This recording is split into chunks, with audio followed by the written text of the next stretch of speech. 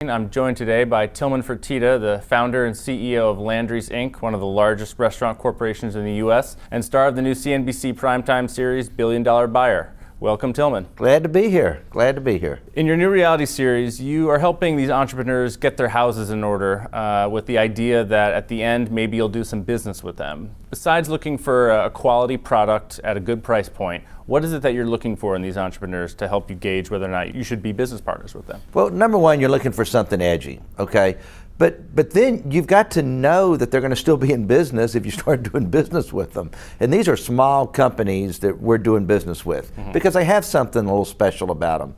So you want to make sure they know their business. And then part of the concept of the show is for me to help mentor them and show them what they're doing right, show them what they're doing wrong, and make sure they can scale up their business. Because when you're talking about a company that's doing, say, $200,000 in sales, and then all of a sudden I give them an order for $100,000 in sales, they've just grown their business 50% in one order.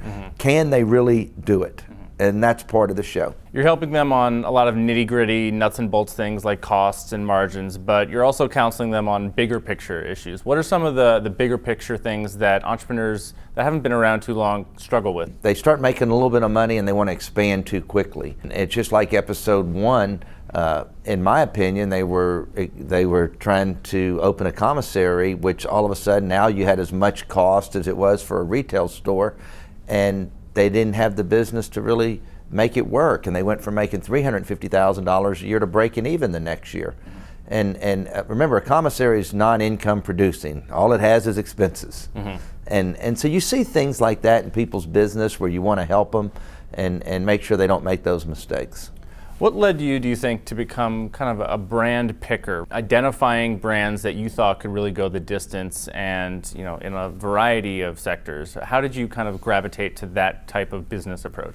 Well, I grew organically always, and then all of a sudden I realized coming out of recessions or bad times, restaurant stocks would really fall. And you started looking at the cost of building a new restaurant, say at $3 to $4 million each, and all of a sudden you see this 50-unit chain that you can buy for $100 million at $2 million, and they already had a brand, they already had the pre-opening, they had really good locations or good leases, or they owned real estate. That always was part of, I can take you through every one of them and tell you why I bought it, okay?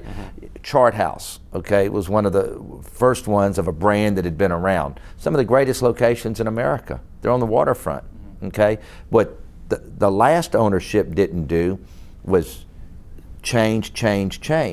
Our parents used to go eat at a restaurant if it had 4 walls and decent food. Today we want entertainment when we go out. So one of the first things I did was totally change the look, change the logo, change everything. I've changed the logo 3 times in 17 years at Chart House, just to keep things changing and be different. I've changed the interior of the restaurants 3 times. You go to a Mortons steakhouse, greatest food in the world, but they never changed their look. They never expanded their menu.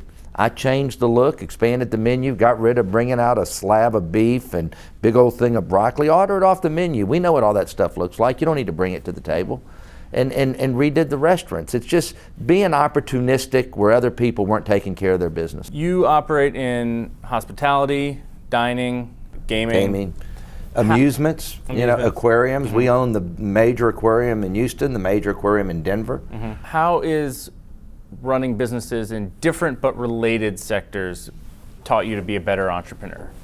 Well, it all relates. It's kind of like taking aquariums and putting a big seafood restaurant in them. And I realized that instead of shutting it down at 5 or 6 o'clock in the evening like most aquariums, I was able to keep that part of the business open longer because people would come for dinner, and so you're putting entertainment with the food, and so therefore you did more admission sales with no cost of sales. A common saying in business today is if you don't disrupt yourself, somebody else will disrupt you. Is that something you believe in, and if so, have you ever talked about disrupting the companies that you've run? One of the things we preach at my company is change. And if you don't change and mix things up, you're going to get run over because it's changing very quickly. Just like in anything today, in technology, medicine, or whatever, you better move quick and you better make change before you start going this way. So that's something that you know, I just really, really, really work on in our company is change all the time. Are there any particular innovative business models, whether it's Uber or Blue Apron or Airbnb, that you pay a lot of attention to because you think that that could have an impact on one of your brands? The person who wants to go stay in a hotel that I would own, Airbnb, is not my competitor. And I know a lot of the hotel chains are panicking about it and don't like it, but it just doesn't bother me. It's just more competition, and every field out there's a lot of competition, okay? And it just makes you be a better operator. I've made everybody a better operator in every market I've ever been in, okay? But at the same time, I'm always looking to see what other people are doing better than me, and if I think they're doing it, I will take a little something of what they're doing and put it with me. I am not scared to copy, and I don't mind being copied. So Mortons, the steakhouse, and Rainforest Cafe have very different vibes. What attracted you to those different restaurant brands, or what do they have in common that most of us wouldn't know? They're so totally different, but they're the same. I mean, you're still getting lettuce, you're still getting meat, you're still getting proteins, somebody's still waiting on you. It's just the same guy that goes to Rainforest with his grandkids or his kids is the same guy that goes to Mortons or Mastro's one night. You know, what's so funny is in Beverly Hills and in the LA area, the two busiest restaurants are mine. I have a Mastro's Steakhouse, which does 30 million, and I have a Rainforest in Anaheim that does 30 million, okay? Well, you couldn't be on more opposite ends of the spectrum. But the systems that we put in our restaurants are the same systems, okay? Is the service better? Is the decor different? Is the food presented differently? Are you getting a better steak than you would at Rainforest? Absolutely, okay? But it's still food, and it's still entertainment, and it's still fun. People go to Mastro's as much for the entertainment and the energy as they do for Rainforest for the entertainment and energy in there. Okay. So the business is the business. What's your take on partnerships? Nowadays there seem to be a lot of established companies that have been around for decades partnering with smaller, more nimble tech startups. Do you think that big companies are right to pursue partnerships like that to kind of stay on the cutting edge of things, or is this partnership craze kind of a little bit of a fad? I think you have older dinosaur companies that are scared and they don't think they're innovative enough, and that's why they're doing that.